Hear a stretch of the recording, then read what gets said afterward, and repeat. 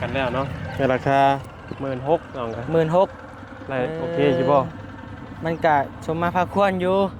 เพราะว่าเรากะการไปกันมาแล้วเนาะโดยก็โอเคอยู่น่ะสำหรับส่วนตัวว่าย่าว่าโดยสีไม้ลายมือเราเฮาก็เห็นแล้วนะพี่น้องโดยเงินสแตลเนาะแม่นเอสำหรับส่วนตัวว่าย่าก็อันบ่ดีก็คือว่าไปถามเรื่องพื้นเรื่องไฟอยู่ว่ากินนี่คือว่าเห็นไปถามอยู่ในวัดบ่โดยไปนำคือกันว่าไปถามเจ้าอาวาสเพิ่นว่าขึ้นอยู่กับในบ้านอีกเนาะแม่นในโฮมในบ้านคือว่าเรื่องสร้างนี่ตกลงเอาเล่าเลยบ่แม่นตกลงแล้วมีแต่ว่าเอาทั้งพอเราแหละโอเคบัตรวางไว้ได้นะไปเลยบ่นะเลยนะกระจุกจังได้เรื่องไฟฟ้าเฮาได้บ่ได้เรียบร้อยเลยโอ้ถือว่าเป็นข่าวดีเด้อพี่น้องเด้อเนาะไฟเฮือนน้องบุญทวีสายผ้าพี่น้องเอ้ยถือว่าได้น้ำบัตรนี่บ่ครับโดยเออเพิ่นเอาน้ำเท่าไรค่าไฟ200,000 200,000กีบนึงโดยเอ้าคือเอาถือแท้น่ะโอ้เพิ่นอาจจ่าย200,000 300,000ก็ได้เออโดยหานี่หาได้หายังหาดึงเข้านี่บ่หาหาอันปรมีนี่แหละเนาะพี่น้องเอ้ยสาธุเพิ่นก็โอเคเพิ่นก็ต้อนรับดีเพิ่นก็ฮู้จักอยู่เฮามาซอยนะโอ้โดยฮู้จักบ่ลี่อยู่ก็คุยกับพ่อเพิ่นเรียบร้อยแล้วในโฮมใหญ่เพิ่นก็บ่ได้ว่าหยังมีแต่เสียค่าฟืนค่าไฟให้เพิ่นแล้วแต่ว่าให้เพิ่นแล้วเรียบร้อยแล้วโดยมีแต่พ่อมื้อใดก็ไปต่อรถเราอะเสียบรถมีปัญหาหยังโอเคละบ่ลี่เองก็กุ้มใจลายมือได้บ่แม่นเว้าได้ย่านบ่ได้ไฟเนาะมันแม่นย่านแบบคิดนักนี่แหละโดยมันก็คิดน้ำอยู่เพราะว่าจักสิเอาน้ำใส่เด้หน่อยเด้ก็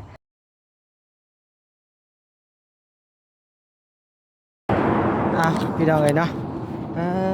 โตพี่น้องเอ้ยเปิดคลิปเปิดภาพมาบัดนี้พี่น้องเอ้ยเนาะเปิดอยู่ที่เงินน้องสายผ้าเด้อพี่น้องเด้อเนาะเงินน้องสายผ้าบุญทวีคือเก่าคือเดิมพี่น้องเอ้ยเนาะหลังจากทางเบาลี่นะพี่น้องเนาะพาสร้างมาแทกมาวัดมาคำนวณนะพี่น้องเนาะว่าเงินน้องบุญทวีนี่พี่น้องเอ้ยหรือว่าเงินน้องสายผ้านี่ใส่งบในการสร้างหลังคางบค่าสร้างเท่าใดนะพี่น้องเนาะเดี๋ยวบ่าวนิ้วก็สิเข้าไปถามทางบ่าวยาวนะพี่น้องเนาะว่าราคาเท่าใดนั่นนี่เท่าใดนะพี่น้องเนาะเพราะว่าตอนมาบ่าวนิ้วก็มาทันอยู่แต่ว่าบ่าวนิ้วบ่ได้ถ่ายคลิปนะพี่น้องเนาะโดยพอดีถ้าตอนนี้ทางไอรีก็ยังไปดำเนินการเรื่องไฟฟ้านะพี่น้องเนาะเรื่องไฟฟ้าเอามาเฮ็ดนี่แหละเอามาสร้างบ้านสร้างเรือนให้น้องสายฟ้านี่แหละพี่น้องเอ้ยเนาะโดยพอดีบ่าวนิ้วขึ้นไปหาน้องปุ๊เปี้ยวนะพี่น้องเนาะกลับมาบัดนี้บ่าวนิ้วก็สิมาเยี่ยมมายามน้องบุญทวีสายผ้าอีกเทื่อนึงนะพี่น้องเนาะมาเบิ่งเพิ่มเติมนะพี่น้องเนาะว่าเป็นจังไดไปจังไดฮอดกันใดแล้วพี่น้องเอ้ยเอาเนาะก่อนอื่นวันนี้ก็ขอกราบทักทายสบายดีพ่อแม่พี่น้องเด้อเนาะหมดทุกผู้ทุกคนบ่ว่าสิอยู่ฝั่งลาวฝั่งไทยและก็ต่างประเทศเด้อพี่น้องเด้อเนาะโดยที่เข้ามารับชมคลิปบ่าวนิวสะพานบุญเด้อพี่น้องเด้อเนาะบ่าวนิวก็ยินดีต้อนรับหมดทุกผู้ทุกคนบ่ว่าสิผู้ใหญ่ FC และ FC ทุกท่านเนาะมาทุกคนนั่นแหละพี่น้องเอ้ยนี่แหละพี่น้องเอ้ยมาแล้วก็มาพบมาพอกับทางบาลีบ่าวยาวเนาะพี่น้องเนาะเดี๋ยวบอดี้ไปดำเนินการเรื่องไฟฟ้าน้องสายฟ้าอยู่พี่น้องเอ้ยรถพ่วงก็หลายพี่น้องเอ้ยเนาะ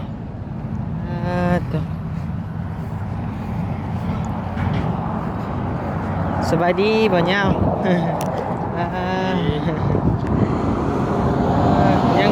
มาคลิปบ่ต่อมาผมมาพ่อกับบ่าวย่าพี่น้องเอ้ยมื้อนี้เนาะ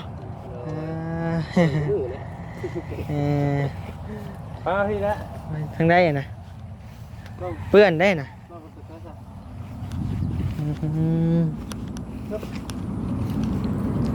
ตั้งเงาดิเนาะเจ้านี่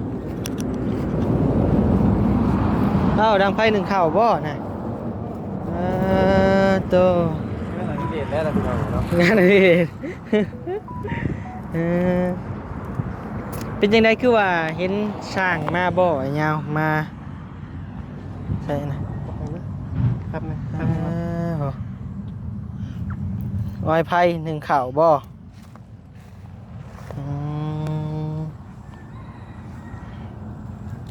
ดังไฟหนึ่งข้าวหนึ่งน้ำพี่น้องเลย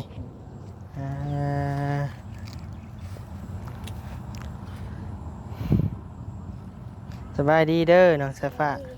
ถิ่มเลยถิ่มไม่พื้นเลย โหดเกินพี่น้องเลยแมวตัวว่าเสียมาแล้วบ่เห็นเลยบ่ มา ฮะ มาเลย มาเลยอ้าว แมวตัวไปตัดใหม่มั่วเลยแมวนะบ่เห็นนี่แหละตัดใหม่จับเจ้าอยากไปตำลังบ่เห็นนี่แหละ แมวตัวนั้นก็บ่เห็นอีก เลย โดย ตัดใหม่จับเจ้าบ่เห็นนี่แหละ ถึงเข้าอีกแล้ว เลย ดูว่าเห็นสร้างมาบ่เนี่ยมาเฮามากับมาทันอยู่เนาะทันสร้างแต่ว่าวันนี้สิมาถามให้ FC ได้ฮู้ได้ชมนํกันเนาะ FC ทางบัดนิวเนาะ มาแล้วพี่น้องกันเนาะมาอันเฮ็ดแต่ละพี่น้องกันเนาะตกลงแล้วลงราคากันแล้วเนาะในราคา 16,000น้องกัน 16,000 ได้โอเคใช่บ่ มันก็ชมมาพาควรอยู่ เพราะว่าเราก็การไปกันมาแล้วเนาะ โดย ก็โอเคอยู่น่ะสำหรับส่วนตัวว่าย่าว่า โดย สีไม้ลายมือเราเฮาก็เฮ็ดแล้วนะพี่น้อง โดยเงินสแตลเนาะ แม่นสำหรับส่วนตัวว่า เป็ ย่าน ก็ สร้างยาวเนาะนะกะเห็นบ่ แม่นทางยาวบ่หรือซื้อแล้วแท้ๆนี่โมเมนต์ยาวนะ บ่แม่นบ่ แม่นก็คือกันกับอ้ายนี่แหละคล้ายๆว่าเรายาวแหละกับอันไปก็เอิ้นเราสร้างยาวคือกันชื่อเราแท้ๆเดี๋ยวต้องถามเราปัดเรามาก่อนน้องเลยเนาะว่าชื่อหยังเนาะ16,000พี่น้องเลยตกลงราคากันแล้วว่าตอนนี้เพิ่นสิไปเฮ็ดเฮ็ดมื้อใดเราสิกลับไปถามทีมงานเราก่อนว่าตกลงกันได้หรือบ่แล้วเราก็สิกลับมาเฮ็ดแล้วก็ส่วนบอดี้ก็คือว่าไปถามเรื่องพื้นเรื่องไฟอยู่ว่ากินนี่คือว่าเห็นไปถามอยู่ในวัดบ่ โดยไปนำ คือ กัน ว่าไปถามเจ้าอาวาสเพิ่นว่าขึ้นอยู่กับในบ้านอีกเนาะ แม่นในโฮมในบ้านคือว่าเรื่องสร้างนี่ตกลงเอาเราเลยบ่ แม่นตกลงแล้วมีแต่ว่าเอาทั้งพอเราแหละ รอถ่าแต่เรื่องพื้นเรื่องไผ่แล้วก็มือพร้อมเนาะ โดย ลงมือเห็ดเลย ก็บ่น่าสิบ่เกินมื้อนี้มื้ออื่นหรอกข่อยว่าเนาะ คะแนนได้ไฟเนาะ แม่นเราก็สิมาตกลงลูกน้องเราก่อนนั่นแหละบ่ลูกน้องหรอกหมู่คู่เนาะ โดย โอเคกันได้บ่เนาะแล้วก็ เป็นจังใดเนาะ แม่นเพราะว่าเราก็บ่อยาก บ่อยากอันว่าไว้โลนพี่น้อง1มาคือ2คือ1คือยันไม่มันโคตร2มาเฮาก็อยากทำงานให้ไวอยาก ให้ ให้ เสร็จสิ้นเนาะ อยากให้ผู้ใหญ่เพิ่นที่เพิ่นเสร็จเพิ่นซอยเพิ่นได้เห็น โดย ว่าเฮาในการทำงานของเฮานี่ตั้งอกตั้งใจเนาะพี่น้องเลยก็บ่อยากให้ล่าช้าไว้ซั่นซะพี่น้องเลยเนาะอยากเฮ็ดอยากอีกอย่างแหละก็อยากให้น้องเพิ่นอยู่ไวๆนั่นแหละ ฮอดยามหนาวแล้วนี่ก็ได้ แม่นเขายามหนาวเนาะยังขี้ได้บ่ได้ก็ได้มุงหลังคาก่อขึ้น จักห้อง2ห้องเนาะหรือว่ามีงบมากอะแล้วเลยก็แฮง ก็ ดี เฮ็ดก็ดีพี่น้องเนาะ โดย ถ้าว่าบ่แล้วก็พอได้ก่อให้น้องเพิ่นอยู่แล้วก็ โดย เรื่องโบกเรื่องหยังก็สมมุติว่าแม่เพิ่นไปหาเงินนาค้ำได้ก็เพิ่นมา โบกอีก โบกเอาเองเนาะก็ยังใครกว่า เสียดหมัน ที่ขึ้นเบิดเลยเนาะ โดย ก็ถือว่าซอยขึ้นได้หลายเลยพี่น้องเนาะ โดย ต่อเติมขึ้นได้หลายเติบสำหรับบ่ยาวว่าพี่น้องเอ้ยก็ถามว่ามีผู้ใหญ่เพิ่นซอยเบิดก็ดีแม่ ก็ น ดี ก็ดีพี่น้องก็ดีใจน้ำน้องเพิ่นเนาะเออ เอาขอบมุกกับใจทางไอ้ยาวหลายๆที่ รอ ทาง เป็นหยัง นาย เนาะ เป็นกันยังคาเวียกอยู่พี่น้องเลยครับ พอแล้วลูกเอ้ยไปเอาหมอหนึ่งมาใส่ไปบัดนี้ไปไปเอาหมอหนึ่งมาใส่ไปเอาหนึ่งมาใส่ข้างบัดนี้น้องคนหนึงเข้าให้นี่ไปกับเบาดี้พี่น้องไป โดย ถามเบิ่งไฟเนาะ โดย เพิ่นสิโอเคหรือยังเนาะ ไปเฮ็ดในบ้าน ไกลบ่หำ ใกล้ๆหนึ่งทางงงนี่แหละ นี่ยังไปเป็นรถหุ่น คือซื่อๆดอกจังน้อยก็กินน้อยยาม นะ จังน้อยก็กินอีก นับไป ย่างซื่อๆดอก นี่ได้มานี่ได้นี่ยังทันได้มีกินเลยเหมือน ยังบ่ มีบ่แนวกิน จังว่า อืม มีน้องเพิ่นนะ โอ้ตูดบ่ จับไข่น ตูดบ่ได้แล้ว ไข่บ่ ตูดหลายเพิ่นสิเว้าให้ ำตูดเลย ตูดได้บ่ ตูด ตูดได้บ่ มือแรง เดี๋ยวบัดหิวจังว่ากันเนาะ แต่ว่าย่าว่าสิตักให้ว่าสิตำปีคิด มีปีบ่ อ้าว ตำปี ว้ามุดลือมุดท มะ วี ขามเนาะอ้ายมีบ่มะขาม เฮ้ยครับเพิ่นเสีย เอ้า ตัวบอกจงไว้เมื่อวานนี่บ่โอ้ คิดตรงตลอดเนาะ โดย คามเฮา มีเมนูตามปีมื้อนี้ โดยมีเมนูเนาะอืม ก็ได้ นะ ไปเบิ่ง โดยขอบคุณขอบใจหลายๆให้โดยเดี๋ยวเบิ่งไฟฟ้านึ่งข้าวนึ่งน้ำก่อนพี่น้องเอ้ย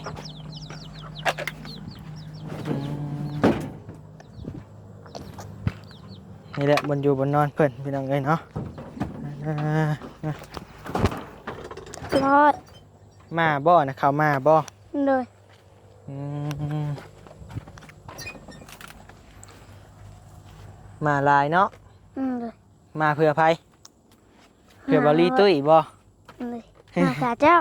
มาเพื่ออ้าย เลย เห็นไอ้ตุ้ยพี่จักอันนี้อืม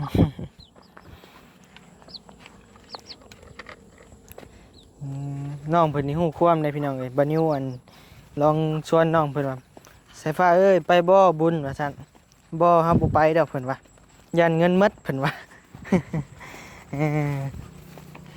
เด็กน้อยบางคนอยู่โอ้เห็นบุญนี่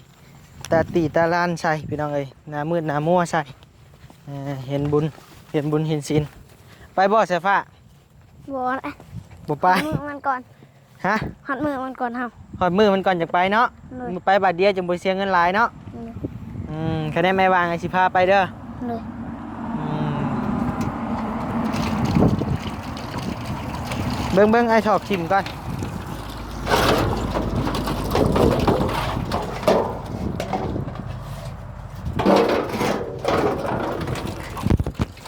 มี FC หลายคนพี่น้องเอ้ยบัดนี้เอ้ยซื้อกระซ้ำมาให้แน่ว่าซั่น บัดนี้ก็ยังบ่มีเงินเด้อพี่น้องเด้อเดี๋ยวบัดนี้มีเงินเดี๋ยวบัดนี้สิซื้อมาให้น้องเพิ่นเนาะ เดี๋ยวมันมีเงินแล้วเดี๋ยวบัดนี้สิซื้อ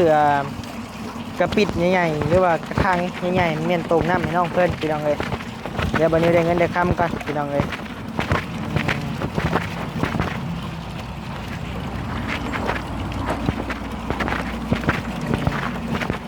ระวังไม้อาจุ้มลงหน่อยได้ไอ้ยังบ่มีเงินซื้อไม้อยู่ได้อยู่ เขาใน ได้อยู่ เลย ได้อยู่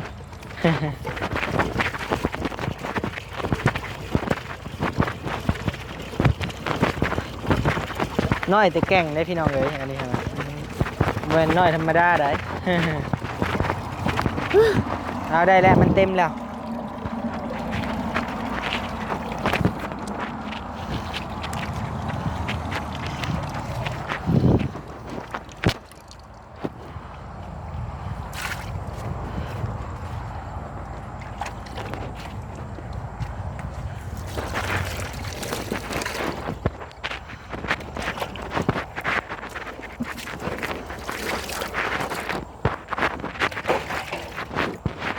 ล่างหวดกันบ่อนะ เดี๋ยวมันเขาติด เออ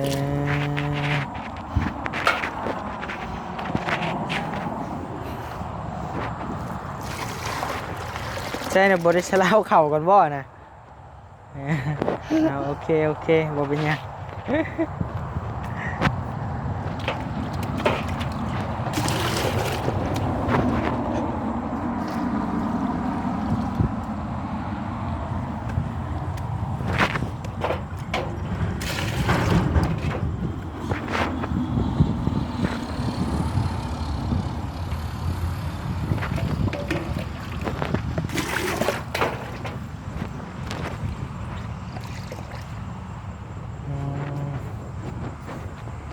โอเคบัตรเอาเลยได้นะไปเลยบ่นะ เอาเลยนะกระจุก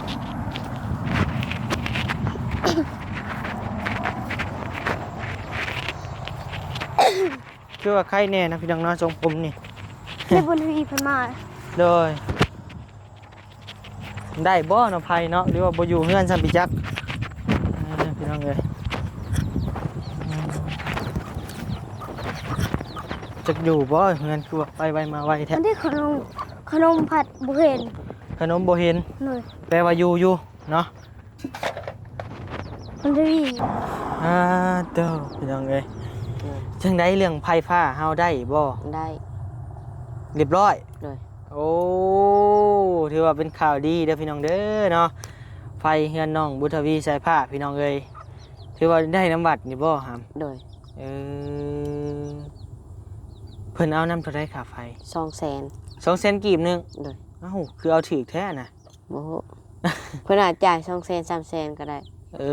อโดยต่อในบัตรเลย โดย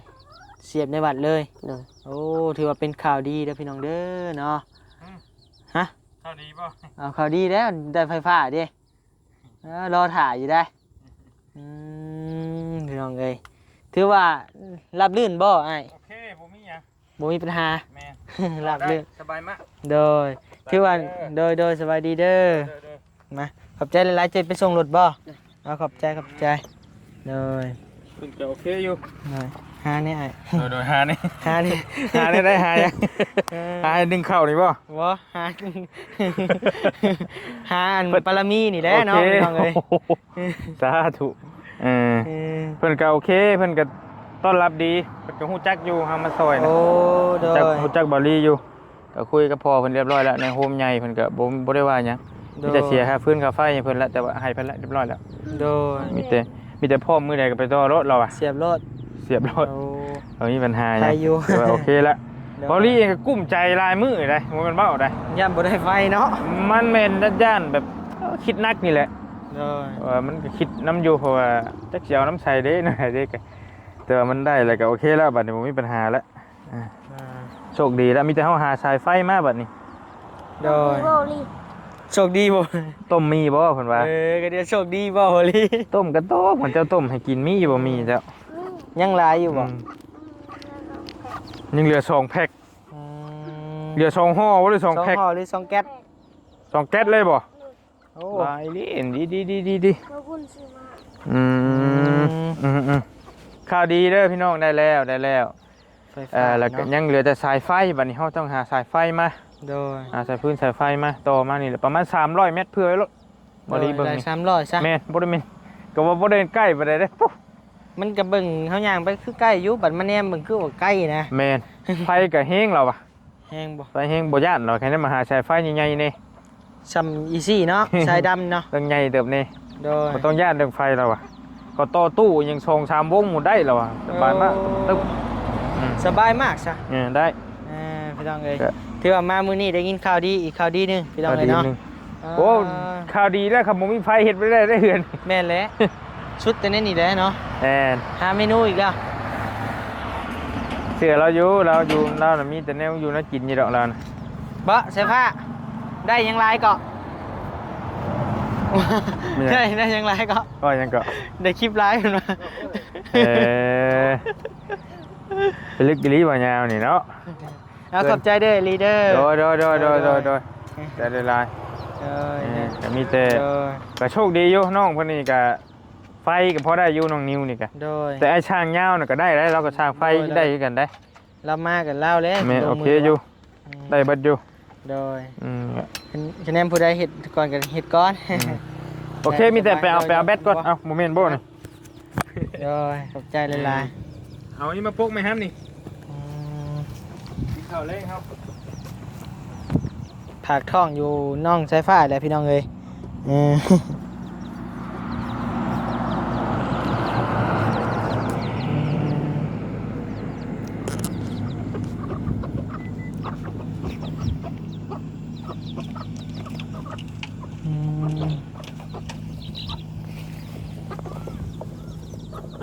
่จะใช้ว่าสายผ้า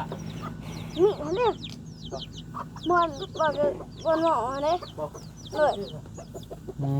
แล้วบ่บัดนี้พันพื้นบ่มาไอ้ขอไม่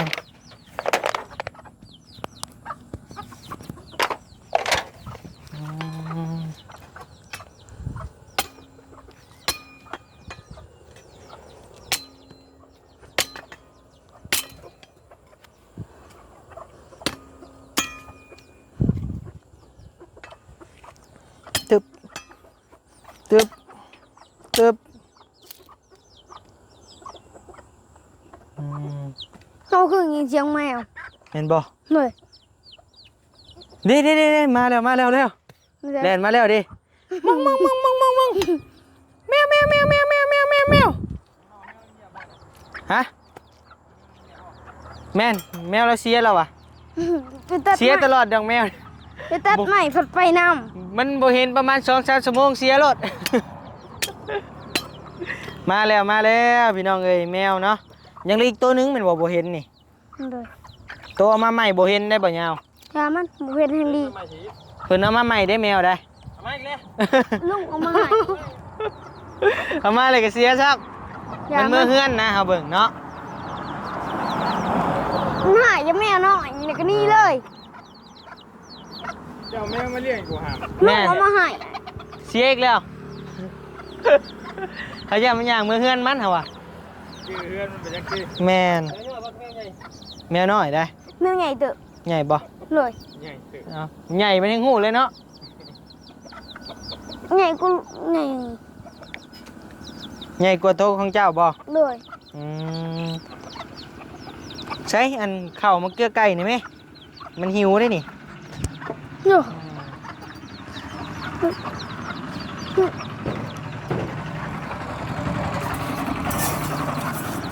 เอ้าไก่บ่ย่านไผ่พี่น้องเอ้ยโหยอยู่พี่เอิ้นมันมาพี่ กุ๊กกุ๊กกุ๊กกุ๊กกุ๊กกุ๊กกุ๊กกุ๊ก โอ้มันหูได้พี่น้องเอ้ยไก่ก็ได้ถ้ามันมาก่อนกว่าน่ะ กุ๊กกุ๊กกุ๊ก อย่าบ้านแห้งวันนั้นกว่าเออค่อยมันสิหากินบ่หมดเสียดายผู้ เลี้ยงไก่เนาะผู้หวานเป็นหวานกะ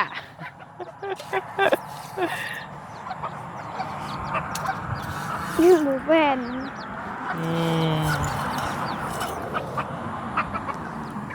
นี่หัวในมันแผ่น บ่ใส่กระยานเลยนะฮะฮะพี่น้องเอ้ยเนาะ พอเบิด มื้อนี้ก็มาติดตามวิถีชีวิตของน้องสายฟ้าแล้วก็มีข่าวดีมาเนาะมีข่าวดีมาเรื่องไฟแน่แล้วก็เรื่องเฮือนเรื่องซ่านน้องสายฟ้าแหละพี่น้องเอ้ยเนาะก็มีข่าวดีมาบัดนี้ก็ดีมุกดีใจเนาะพี่น้องเนาะเอาคลิปนี้บัดนี้ก็สิได้ลาลำลาพระจากสำนีเด้อพี่น้องเด้อเนาะขอบมกขอบใจผู้รักผู้ใหญ่ FC เมื่อทุกท่านที่เข้ามาเบิ่งคลิปบ่นิวแล้วก็สงสารเมตตาน้องสายฟ้าเนาะบัดนี้ก็ขอบมกขอบใจหลายๆเด้อเนาะโดยคลิปนี้ก็มีเพียงสำนีเด้อพี่น้องเด้อเนาะวิถีชีวิตน้องสายฟ้าอยู่เฮือนอยู่ซ่านหนึ่งข้าวหนึ่งน้ำพี่น้องเอ้ยเกลือเป็ดเกลือไก่เกลือแมวเกลือหมาพี่น้องเอ้ยเนาะโดยเอ้าพี่น้องเอ้ยวันนี้ก็บ่มีคำว่าหยังหลายเนาะนอกจากคำว่าสบายดี สบายดี เด้อ ลืมไม่เลย